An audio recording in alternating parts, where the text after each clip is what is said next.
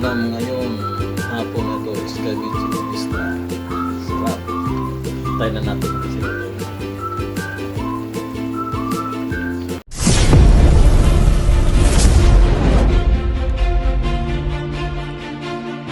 So guys, good evening. Nagluto tayo ng escabeche ngayon guys. Ang ating ulam ngayon is cabbage isdang tulingan. Ayan guys, ang aking nilutong escabeche isda. Kumukulo pa. Ang aking ulam ngayon hapon ito is escabeche isda. Sarap. Try na natin kasi luto na siya. Kasi hapon na rin ako nagluto. Mga 6:30 na ako nagluto. Nagprito muna ako ng isda. Tapos tapos mo prito. Kaya nga ako nila ko siya naman. Nagluto iba naman ang ginawa ko. Escabeche ko na naman ang ulam ko ngayon. Dahil nakakasawa na yun. Iba pong ulam, escabeche naman para may iba ang ating ulam ngayon guys. Diba? Nakakasawa naman lagi kung hindi tayo mag-iiba ng luto ng ating pagkain. Kaya escabeche na naman ang ating trip. Diba? Trip lang yan. Kung tamad tayo, kung tamad rin tayo ng itlog na tamad ng luto. Saka noodles yung madalian na luto. Noodles saka mga corned. Yun lang. Pag tamad. Pero pag sipagin tayo, luto tayo ng kakaiba naman. Kagaya ng escabeche. Kakaiba na naman ang ating putahe. Dahil di tayo tamad. Diyan pala kami guys ng aking kaibigan nasa Abu Dhabi, long time friend ko. Ngayon 1 week pa lang kami nagka-communicate ulit dito sa FB. Dati nagkahanap ko sa kanya, hindi ko mahanap pangalan niya. Ngayon siya nakahanap sa akin, kaya reunited kami. Ngayon nandyan na pala sa Abu Dhabi nagtatrabaho. Hindi kami nag-abot nung nasa Abu Dhabi pa. Kaya chat kami. Yan nga, kinento ko sa kanya yung ang aking ulam ngayon na escabeche dahil di pinama. Sinaman ganoon din kasi yung amo niya. Iba Syria, ibang mga lasa. Kaya minsan daw nagluto rin siya ng pagkaing Pinoy. Kasi iba talaga ang pagkaing Pinoy guys. Kung nasa ibang bansa, iba ang pagkaing Pinoy, ibang lasa ng pagkain nila doon. Kakaiba.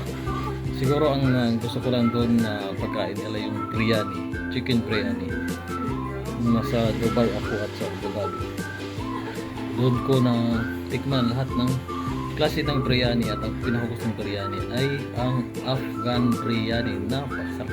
Ibang iba sa ibang biryani na tikman. Tsaka yung chicken nila. So na roasted chicken, namimiss ko na yun pag makabalik ko ng abroad.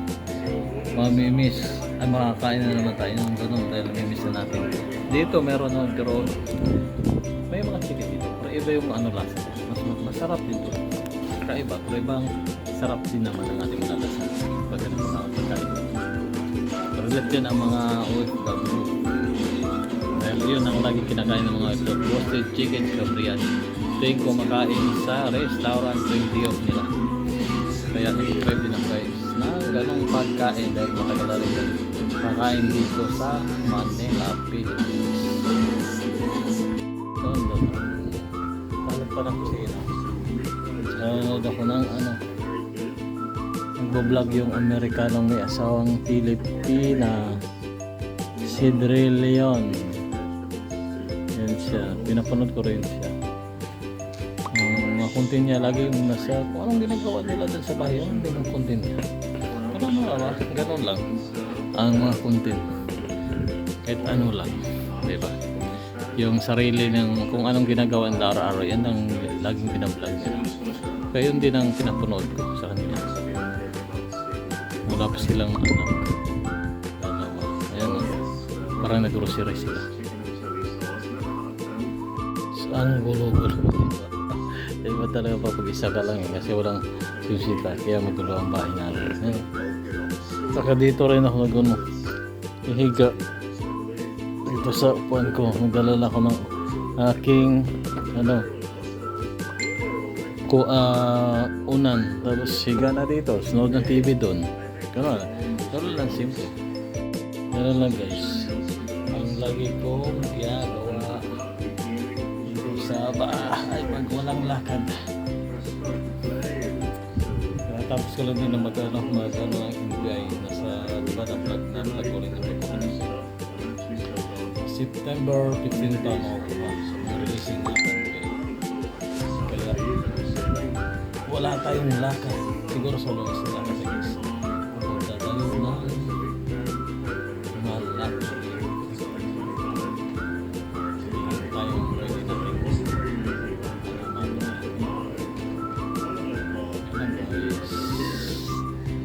ating ginagawa dito sa bahay. Madilim pala.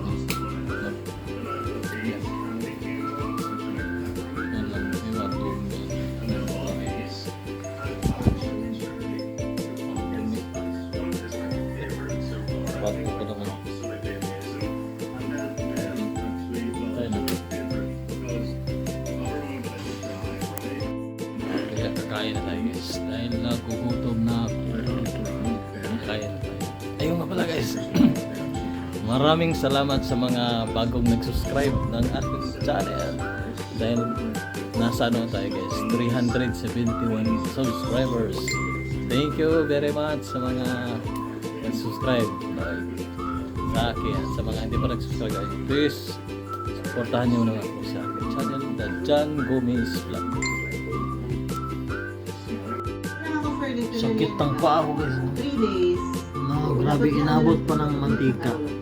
Ang paa ko, grabe yung pagluluto ng pritong isda inabot yung paa ko.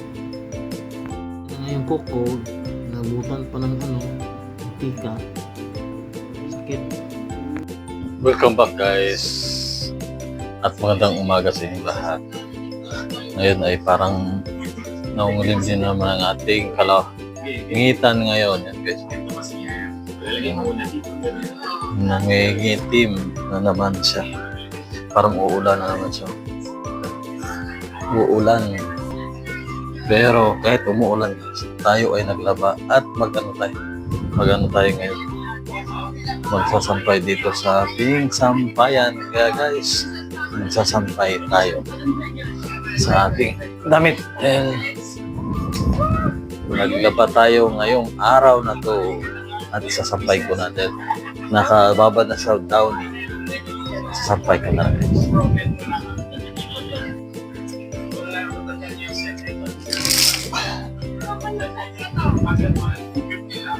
Sasampay ko na guys. Aking mga damit sasampay ko dito sa taas. Nasa gawa ng kapatid. Sasampay.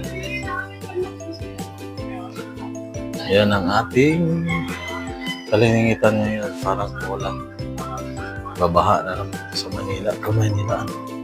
Baha na naman siya. Sampay tayo guys ng ating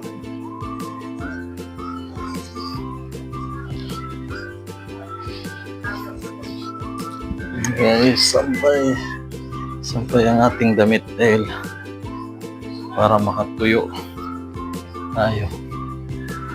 Ayan, dito sa atas kaya pala tayo kita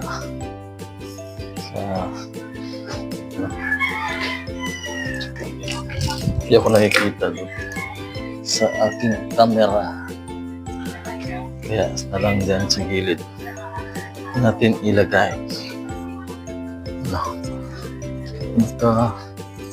Bantang sa dito sa araw.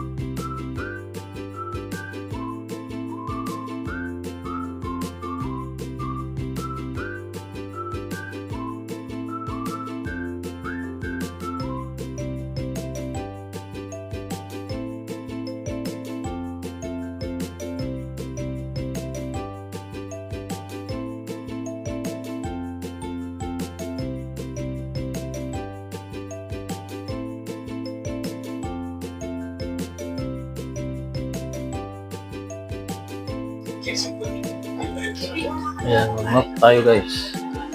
Dito sa ating loob ng bahay. Para luminis. Map lang ang map. Madumi na rin.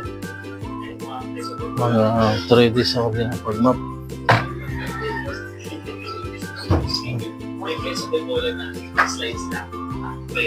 Balik doon. Kaya mabilis na siyang linisin. Ayan, maliit na siya.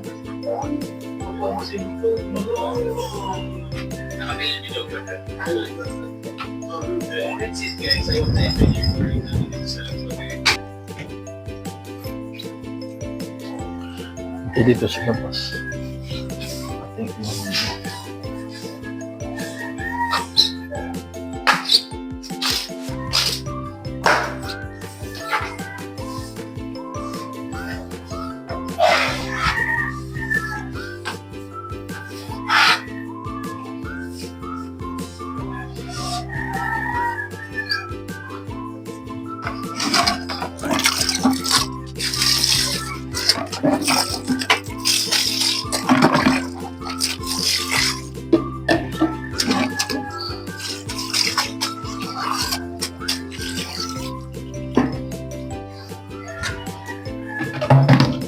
tayo mag-mapper sa ating munting bahay. Push na tayo.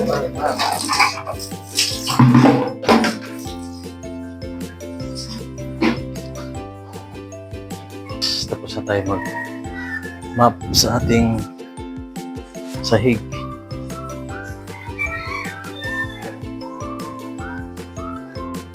Yan, tapos na tayo mag-map dyan. Yan ating mga labas.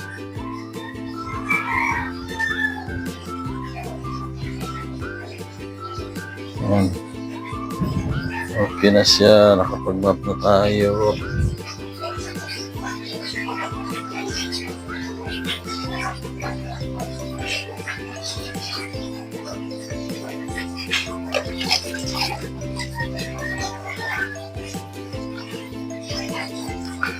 Ayos na siya guys. Ano ang gagawin natin dito sa bahay? Magtatanim tayo ng halaman mamaya. At dito nagtatapos ang ating video guys. At maraming salamat sa mga nag-subscribe ng aking YouTube channel na John Gomez Vlog. At sa mga hindi pa nag-subscribe na channel ko guys, please subscribe at supportahan nyo naman ako. At mag-comment naman kayo sa aking mga video. Maraming salamat. Bye-bye.